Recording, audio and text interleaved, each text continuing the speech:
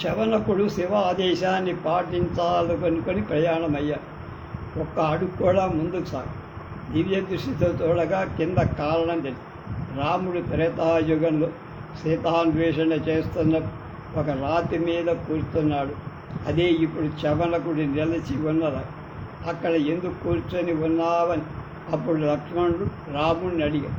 అప్పుడు రాముడు కొన్ని వేల సంవత్సరాల తర్వాత కలియుగం శవనకుడనే ఋషి ఇక్కడ శివలింగ ప్రతిష్ఠ చేసి దానికి రామలింగేశ్వరుడని పేరు పెడతాడని, అందువల్ల అక్కడ ఆగానని శవనకుడు రాతిని సూక్ష్మంగా పరిశీలించి దాని మీద రామపాద చిహ్నాలు ఉన్నట్టు తెలిసి అది తాను లింగ ప్రతిష్ఠ చెయ్యాల్సిన రాయి అని నిర్ణయించి లింగ బాణం కోసం 3 నెలలు ప్రయాణం చేసి కాశీ అక్కడ ఒక మహాభక్తుడు పాలరాతి లింగ బాణంతో ఉండి తాను శవనకుడి రాక కోసం ఎదురు చూస్తున్నాను.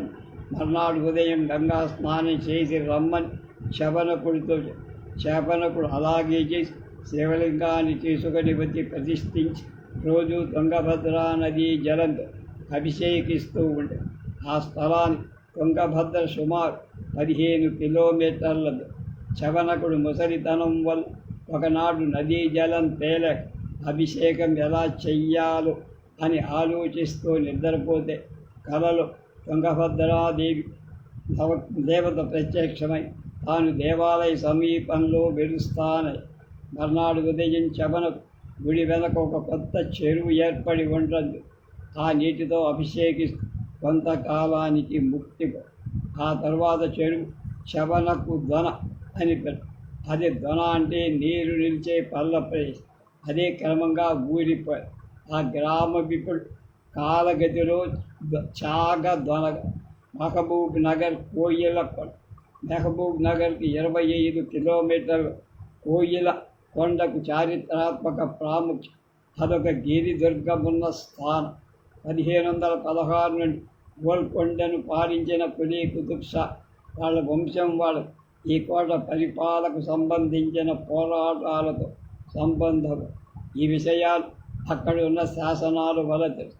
ఇక్కడున్న కోట 7 ప్రాకారాలతో బురుజులతో 4 వైపులా ముఖద్వారాలతో. అంతకంటే ప్రముఖమైన విషయం ఏమిటంటే ఆనాడు కోయిల్ సాగర్ అనే పేరుతో వారు ఏర్పరచుకున్న పెద్ద జనవనరు. ఆనాటి కోటవాసులు పరిసర వాసులు తాగునీరు కాక సాగునీరు కూడా అందించే సాగరమై ఈ కోట ఉన్న గుండకే పూర్వం నుండి రామగిరి అనే పేరు. అరణ్యవాస కాలంలో రాముడు ఇక్కడ కొంతకాలం ఉన్నాడని చెబుతారు. కొండ మీద ఆయన పాదముద్రలు పడిన గుర్తుగా ఇప్పటికీ ఒక పాదముద్ర నిలిచి. ఇది ఆనాటి జనస్వావాసమైన కోటకలు అనేక దేవాలయాలు ఉన్నాయి. వీరభద్రస్వామి, లక్ష్మీ నరసింహస్వామి, ఆంజనేయ స్వామి దేవాలయాలు. ఇక్కడ కనకదుర్గ ఆలయంలో హత్యామూర్తి మహమ్మదీయ దండయాత్రుడు కాలం వేరొక కాలాన్ని కాలంలో ఇంకొక చోటికి మార్చి ఏమైనా రాముడు వేసిన అడుగు దాడలు గుర్తుగా ఆయన పాదముద్ద ఇప్పటికీ అక్కడ. మంజ్యంకొండ మహబూబ్ నగర్ జిల్లా నుండి రాయచూరు వెళ్ళే దారిలో 20 కిలోమీటర్ల దూరంలో ఉన్న మంజ్యంకొండ శ్రీ వెంకటేశ్వర క్షేత్రంగా ప్రసిద్ధమై ఉన్న ఎన్నో యుగాల చరిత్ర గలపది. ఒకప్పుడు ఈ కొండ మీద నరసింహస్వామి కొలువు తేలి ఉంది. త్రేతాయుగంలో రాముడు ఈ కొండపై కొంతకాలం మునుల సేవ అందుకొని ఆ కొండ చుట్టూ ఎన్నో గుహలు, అందులో మునులు తపస్సు చేస్తూ ఆ కారణంగానే అది మునుల కొండ అయింది. తర్వాత అది మన్యం అయిపోయింది. కనుక ఈ కొండను రాముడు దర్శించిన కారణంగా రాముల కొండ అంట.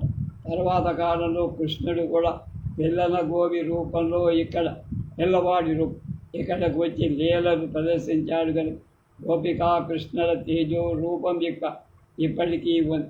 హనుమద్దాసు వంటి ప్రముఖ భక్తులు గోపికల దర్శనం భాగ్యం చేసి పొందారండి. మంజ్యంకొండ పరివారాలు పర్వతాలు తులసి వనాలతో నిండి భృగు మహర్షి సార్ పంపించారు చూసారా.